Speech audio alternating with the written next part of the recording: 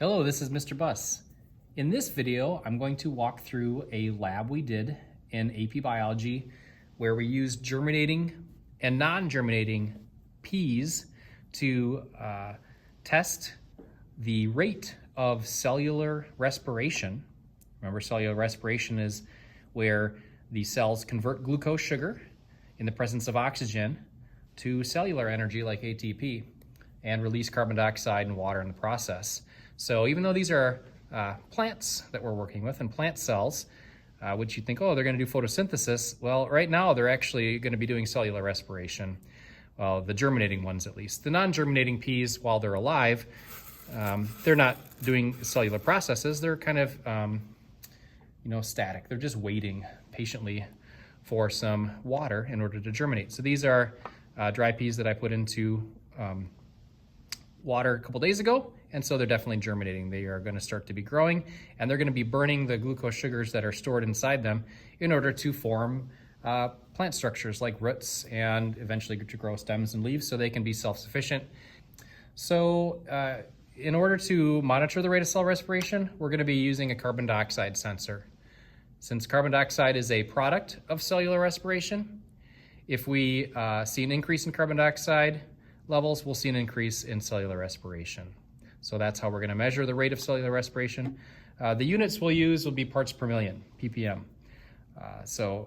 We could change this to percent. So in the area in the room here, the percent CO2 is 0.04. So not very much, but I just prefer to use the parts per million units. Okay, so what we're going to do is we're going to run germinating peas, 25 of them, in the chamber first. So I'll put the non-germinating peas off to the side. These again are used as a control. So I expect the rate of cellular respiration for the non-germinating peas to be 0, which is why I'm going to use them as a control. So I'll put those off to the side for later. And I'll count out 25 germinating peas.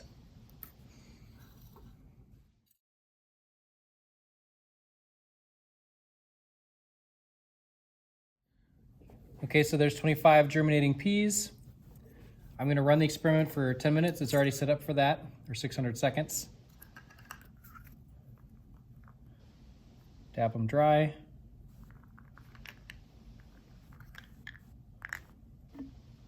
Load them into the chamber. Put the CO2 sensor in.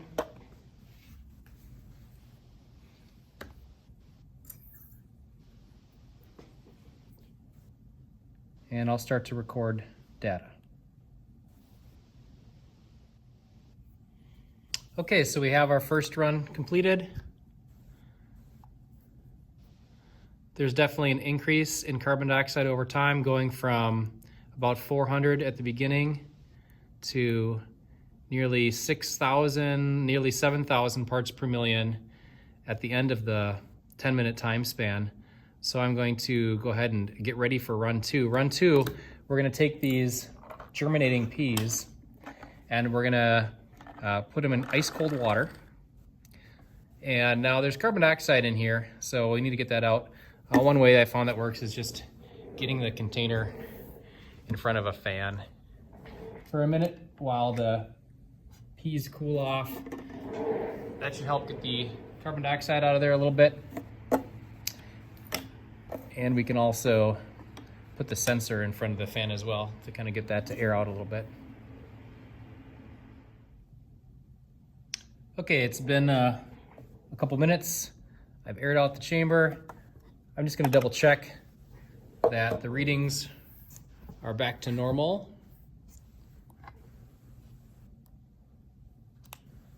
So yep, the carbon dioxide has left the chamber. It's reading pretty low again, around 400. Okay, so now I'm going to get the germinating peas out of the ice water, dab them dry, and now that they're ice cold, I'm going to put them back in the chamber and we'll record that.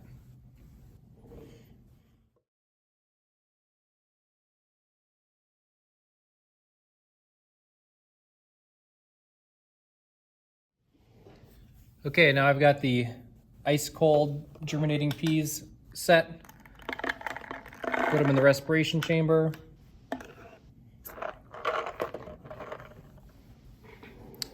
And I'm going to start recording the second run of data now for the ice cold peas.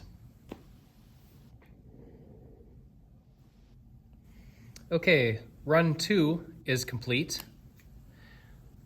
So there was an increase in carbon dioxide over time. So there was cellular respiration. Let's take a look at both of them together. Okay, so run 1, the blue line here, definitely a greater rate of cellular respiration, increased slope. Run 1, remember, was germinating peas at room temp. Run 2 is germinating peas that were ice cold. So definitely a difference between the two. Now let's run our control. So a control for run 1 would be non-germinating peas at room temp, and a control for run 2 would be non-germinating peas ice cold. So we'll go ahead and run those now.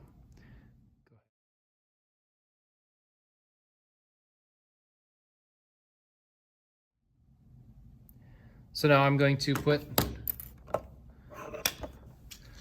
25 non-germinating peas at room temp into the chamber and record that over 10 minutes.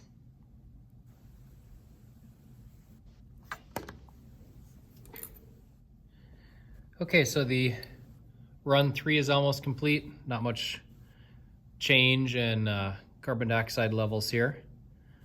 All right, now I'm going to remove the peas. I'm going to put them in a test tube.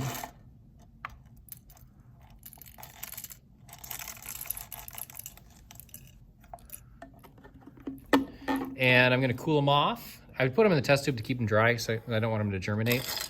So then I'm going to cool them off in the ice water. And I suppose I should still air this out a little bit, even though it didn't really change very much, just to keep the protocol the same.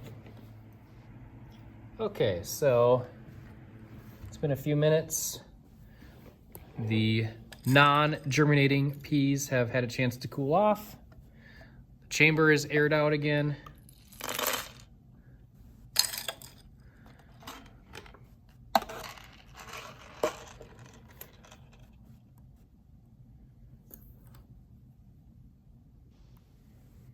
Okay, all done running the experiment. Now we're just going to take a look at the data.